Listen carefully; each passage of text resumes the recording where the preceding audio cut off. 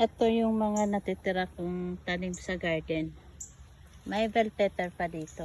May mga bunga ang bell pepper ko dito kahit sobrang init. Yung iba natutuyo. Ayan, meron pa siyang ano. Yan. Tapos merong ano dito. May talong. Ito muna, yung talong nagbubunga pa rin. Ayan. Tapos bell pepper pa rin dito. Madaming bunga ng bell pepper po. Ayan o. Nakita niyo yan. Kahit sobrang init, nagbubunga sila. Ito yung nasa paso ko. Yan. Ito ay gabulaklak pa yung iba. At itong mga talong dito. Sandali nga sana. Ito yung talong ko. May mga buko pa. Yan o. Kahit mainit. Ano siya. May mga ano siya. May bunga pa dito. Yan. Medyo kanlong ito. Nasa ilalim ng puno. Itong ano na ito. Yan o. May bunga siya. Malaki yung ano isa. Yan. Tapos dito pa. May bunga pa rin siya. O, yan. Nabubulok na yata eh. Tapos may mga buko maliit pa.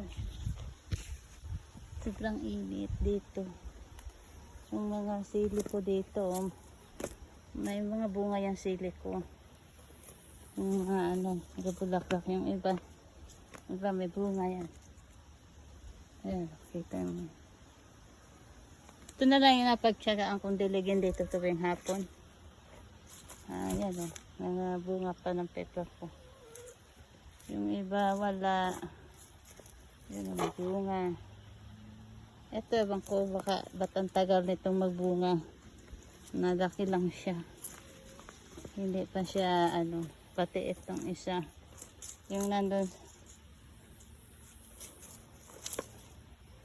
Ayan o. Ito pa rin o. Pepper pa rin. May kamatis din na. Ewan ko kung magtutuloy ito magbulaklak. Dahil hindi ko alam. Kasi may bunga na pala itong isa o. Ito. Ito na lang yung mga natitira ko sa garden.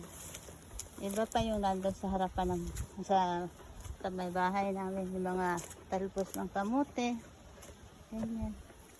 Pinunod ko na yung mga pinaglagyan ko ng ano dito. Mga kamatis. Yun na lang yung mga talong nagbubunga pa rin. At bell pepper. At yung sili na ano. Thank you for watching. Bye-bye.